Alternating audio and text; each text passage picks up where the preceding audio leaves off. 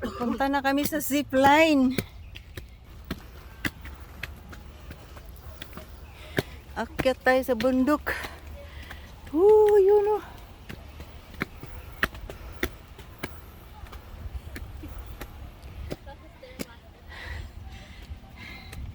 Okay lang ba kayo dyan?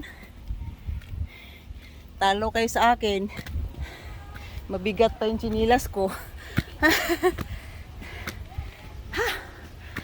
Mega love shout out everyone.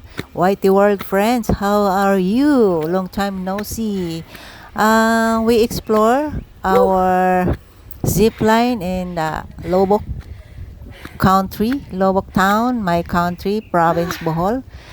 First time ako mag-zip line ay i-explore natin at first experience after kami nag-Lobok floating boat. So, let's try out and watching. Thank you for watching. Ni 1K. Basa tayo dyan.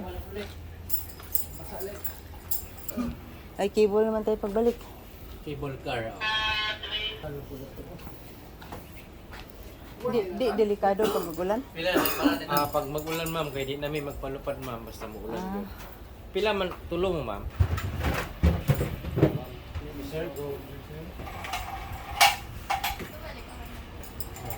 Other side, sir.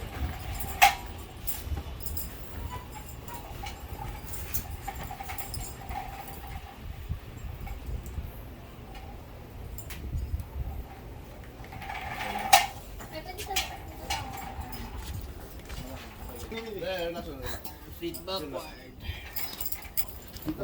Combo na combo. Di ba mahulog?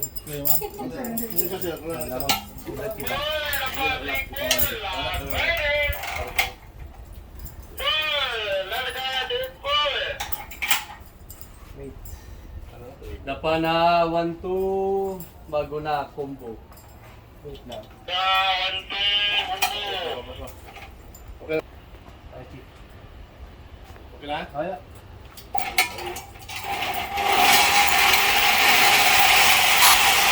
Ayan guys, nauna na silang lumipad.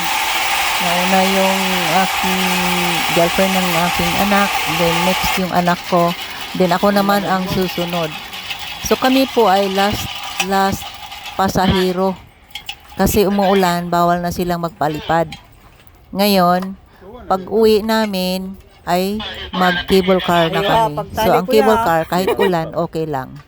So, watch up guys. Ang sarap pala pag nasa kalagitnaan ka na ng napakalalim. Kakaba-kaba din kahit papano.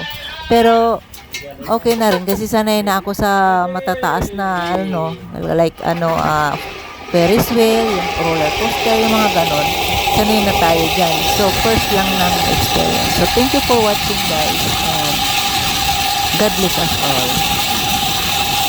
Please like and share and subscribe para push the bell all para mabalikan ko kayo. God bless. Thank you for watching.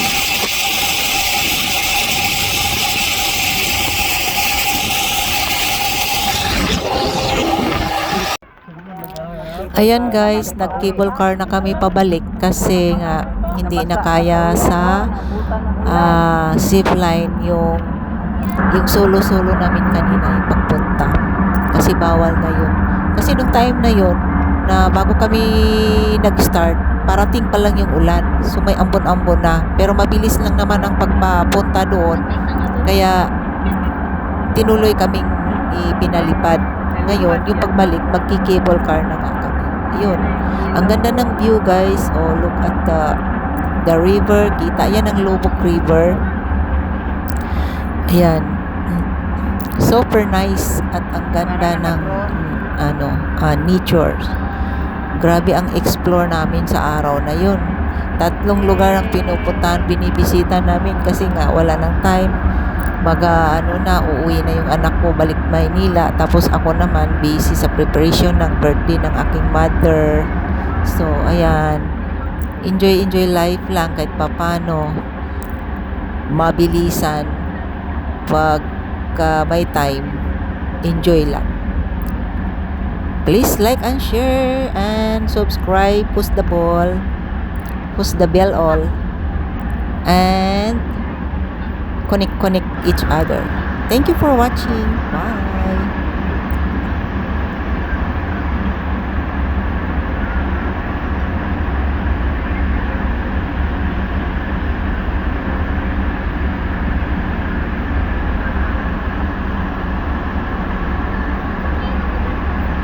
Kinabahan din ako.